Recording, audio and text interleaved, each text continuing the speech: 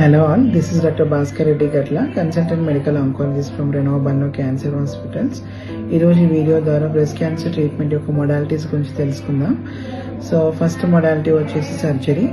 Surgery is nothing but removal of the tumor from the breast. This is two types అండి. One is lumpectomy, another one is mastectomy. Lumpectomy is nothing but removal of the tumor itself.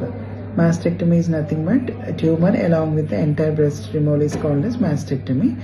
So when compared to lumpectomy, mastectomy morbidity and mortality is very high. So the next modality of treatment వచ్చేసి ఏంటంటే chemotherapy అండి. So chemotherapy is going to deal or is going to kill the cancer cells which are left after removal of the tumor from the body అన్నమాట. So because of the chemotherapy మనం ఫ్యూచర్లో recurrences రాకుండా కాపాడవచ్చు మనం.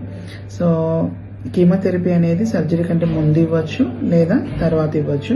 ముందు ఇచ్చేటువంటి chemotherapy మనం neo adjuvant chemotherapy అంటాం. తర్వాత ఇచ్చేటువంటి కీమోథెరపీని మనం అడ్జువెంట్ కీమోథెరపీ అంటాం.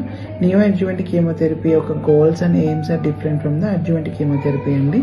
Neo adjuvant chemotherapy main aim ఏంటంటే it bring down the tumor size to low level anamata, so that surgery is very easy to perform and morbidity and mortality is decreased because of that.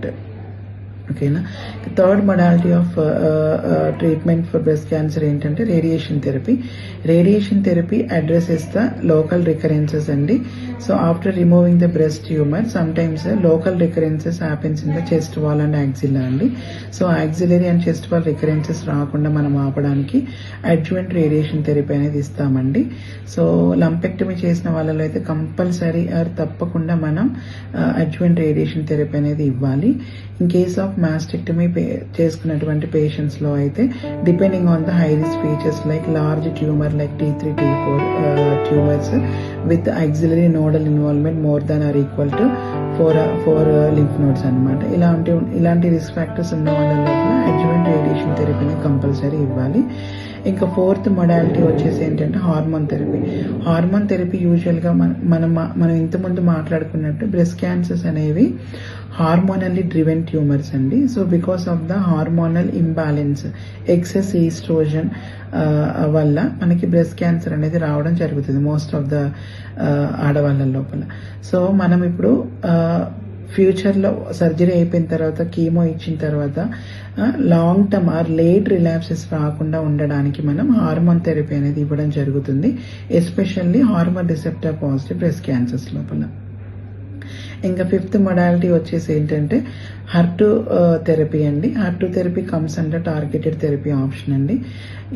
ఏ ఆడవాళ్ళల్లో అయితే breast cancer cells హర్టుకి పాజిటివ్గా ఉన్నాయో అలాంటి వాళ్ళల్లో మనం during neo adjuvant chemotherapy అప్పుడు కానీ are adjuvant సెట్టింగ్లో కానీ anti her two therapies అనేవి వాడడం జరుగుతుందండి.